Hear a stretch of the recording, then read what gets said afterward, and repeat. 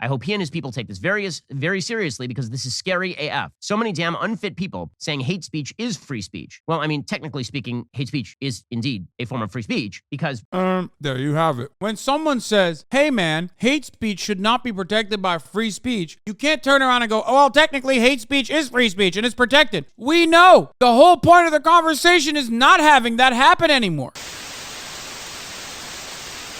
Elon Musk tweeted out a story suggesting strange details with regard to the Paul Pelosi attack. The Washington Post says Elon Musk and a wide range of right-wing personalities cobbled together misreporting, innuendo, and outright falsehoods to amplify misinformation about last week's violent assault on Paul Pelosi to their millions of online followers. The skepticism didn't stay in the right-wing echo chamber. He wrote on Sunday morning, quote, there is a tiny possibility there might be more to this story than meets the eye. You best believe this was a Republican, they would immediately blame it on a leftist pipeline. Bro, Ben Shapiro multiple times has talked about Barack Obama and his anti-cop rhetoric as not the real reason, but kind of the reason. If he wanted to say it, he would say it as to why those cops got murked in Dallas. Okay. He always holds that Barack Obama, who said that Black Lives Matter protesters in Ferguson were out of pocket and they were thugs. That president, okay, Barack Obama, was actually so anti-cop that he was telling Black Lives Matter people to go out and shoot cops in Ben Shapiro's world. Nuts. He pointed his 112 million followers to a sensationalist account of the episode published by a site known for spreading right-wing misinformation before deleting the tweet several hours later. The rush to sow doubt about the assault on Pelosi's husband illustrates how aggressively influential figures on the right are seeking to dissuade the public from believing facts about the violence, seizing on the event to promote conspiracy theories and provoke distrust. Okay, so it is worth noting here that people should not be promoting stories that do not have proper backing to them. Obviously, that's why I opened the show by discussing all of the questions that people seem to have about the Paul Pelosi attack and talking about... One of the funniest things is Ben Shapiro routinely comes across as more reasonable than all these other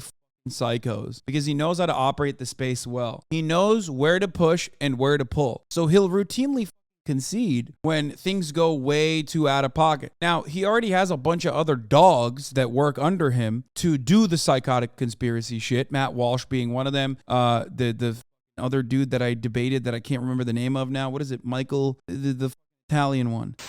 And just to wrap things up, Hassan, I will take Michael's tongue-in-cheek endorsement of you as vice president as his compliment of you. Do you have a compliment of Michael in the feeling of good feelings and showing bipartisanship and reaching out to each other? Michael is a great studio.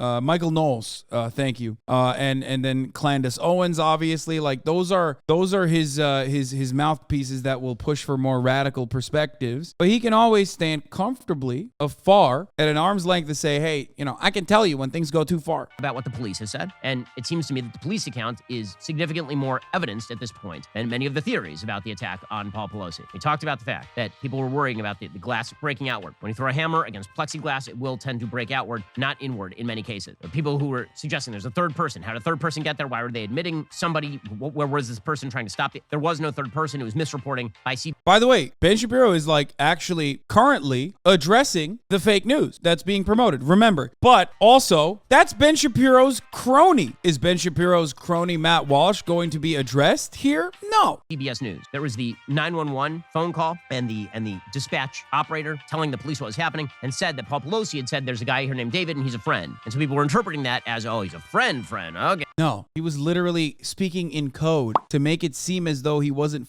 to survive, which worked, by the way. And cops literally said that. Cops said that, thank God Mr. Pelosi was speaking in code, and thank God the dispatcher immediately understood what was going on and actually sent a unit there. So a couple things ought to be said about all this. One, the truth became fairly quickly evident, and Musk deleted his tweet, which suggests that the solution was not to ban the tweet in the first place. The solution was to allow people to critique the tweet, because then Musk removed the tweet. So people on the left are using this as an example of, we must ban information. We must make sure there is no counter narrative that gets out there. But the thing is this, once Okay, functionally what Elon Musk did was basically the same as banning the tweet. The difference, of course, is that he did it willingly, okay? He deleted the tweet willingly. Banning is done for people who are not doing it, even after they've been corrected. People who personally, deliberately, and willingly spread misinformation. Not only that, but also Twitter literally gives you the opportunity to delete the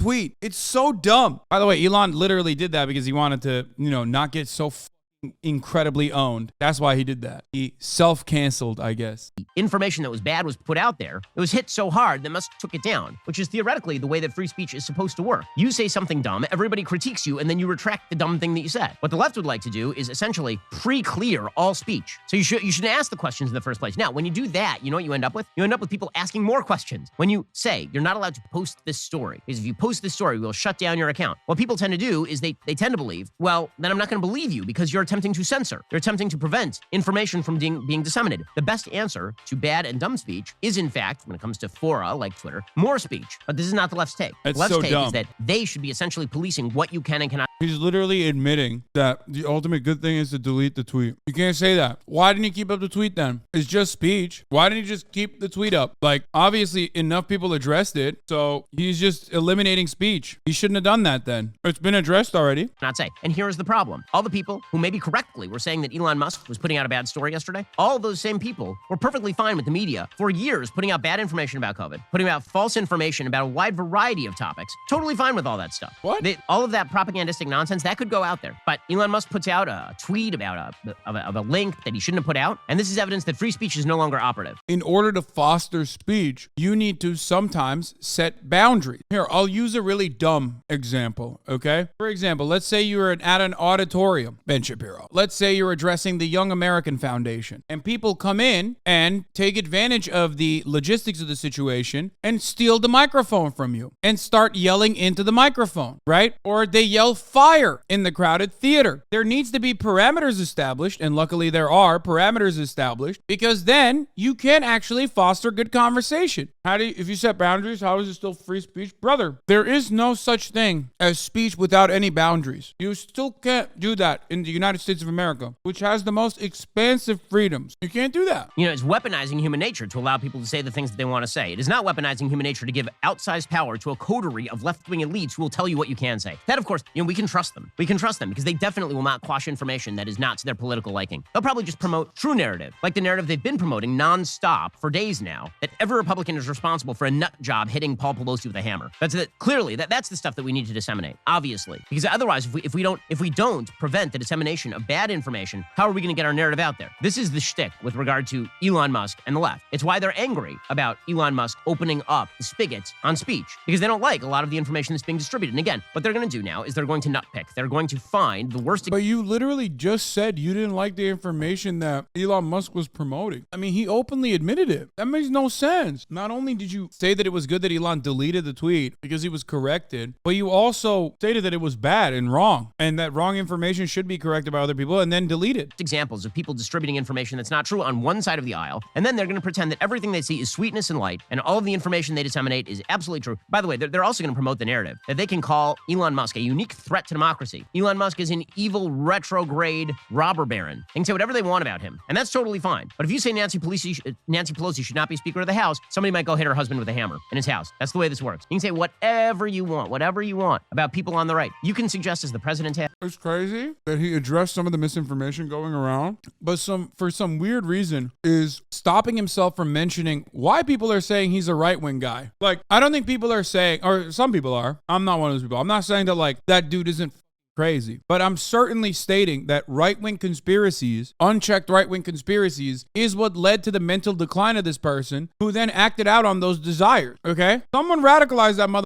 That someone was Ben Shapiro and Fox News and the internet. That's it. Yeah, that those people are going to overthrow the country. And that's totally good. In fact, it's praiseworthy that the president of the United States says that stuff. But if you say that Nancy Pelosi is doing a bad job as speaker, man, you never know what that might set off. And we need to curb speech to prevent messages that we don't like from getting out. So he talked about how Elon Musk got owned because of the disinformation that he was spreading. But did he talk about Matt Walsh? Because I didn't really hear it. So LeBron, who was responding to a report in the Washington Post that claimed there had been a 500% increase in the use of the N-word on Twitter following Musk taking over. Several of the posts on 4chan encourage users to amplify derogatory slurs, the report said, suggesting the increase in the use of slurs may not have been completely organic, which the post did not mention. That's what the study said. The post did not say that. The post instead suggested that there were just a ton of people who had suddenly randomly started saying the N-word. James tweeted, "I don't know Elon Musk, and to be honest..." First of all, let's pull up the LeBron James tweet. So LeBron James is pulling an article from yahoo.com, and the article's title quite literally says, use of N-word on Twitter jumped by almost 500% after Elon Musk takeover as trolls test limits on free speech, report says. The article title itself of the tweet that LeBron James is posting directly contradicts what Ben Shapiro is stating. So I don't know why Ben is like acting like, LeBron James is like spreading misinformation or something. I could care less about who owns Twitter, but I will say if this is true, I hope he and his people take this very seriously because this is scary AF. So many damn unfit people saying hate speech is free speech. Well, I mean, technically speaking, hate speech is indeed a form of free speech because, again, things I don't like don't necessarily fall into the category of hate. And even if we all agree that they are hateful, that does not mean that they are prosecutable or that they don't fall under the category of free speech. There you have it. There you have it. The classic defending hate speech and the double classic legality trumps morality in this conversation about changing legality. When someone says, hey man, hate speech should not be protected by free speech, you can't turn around and go, oh, well, technically hate speech is free speech and it's protected. Bitch, we know. The whole point of the conversation is not having that happen anymore. You can't just like literally say, well, it's currently the way it is. You need to back it up. Also, hate speech isn't just things I don't like, okay? I don't like eating seafood. When someone says everyone should have seafood, or when the 700th person says you've never had seafood, oh, it's because you haven't had this kind of seafood. Surströmming is a salted, fermented herring product that comes from the Nordic country of Sweden. Oh God! You gagging makes me gag. You can't gag because it makes me gag when you gag. You can't gag. I need to breathe something else. I don't like that. That speech I don't like. You know what that isn't? Hate speech, motherfucker. That's not hate speech. Shut the up. Speech, right? There are certain areas that don't fall under the defamation does not fall under free speech. Pornography does not fall under free speech. Why The not? problem with hate speech is that Why not? Why not? It's arbitrary. If it did, would Ben Shapiro defend it? Probably. It almost feels like a lot of this is just shit we just made up. Because ultimately, that's what laws are. We get together in a perfect society and decide certain things. That's rules. That's laws. And they're subject to interpretation and they're subject to change. So in a conversation about like why certain rules should change, you can't turn around and go, but that's the rule. Rules are rules. Because the argument I'm making does not revolve around what the rules are. I'm very aware of what the rules are. I want to change them. Okay. Now I unironically think we should ban motherfuckers still talking about seafood in the chat. Remember, there is no free speech in this chat. I will clap your ass cheeks. vaguely defined term that can be twisted and turned and used any way by whoever cites the thing. I love the notion that like we're just sitting around and acting like this guy wanted to murder Nancy Pelosi because people were saying she's unfit to be the Speaker of the House, and not because like he thought she was drinking baby blood because of a Jewish conspiracy. Yeah, the perp literally was like, I can't wait to kill Nancy Pelosi because she's doing a bad job and not because of the baby blood stuff that I definitely believe in, as evidenced by my blog.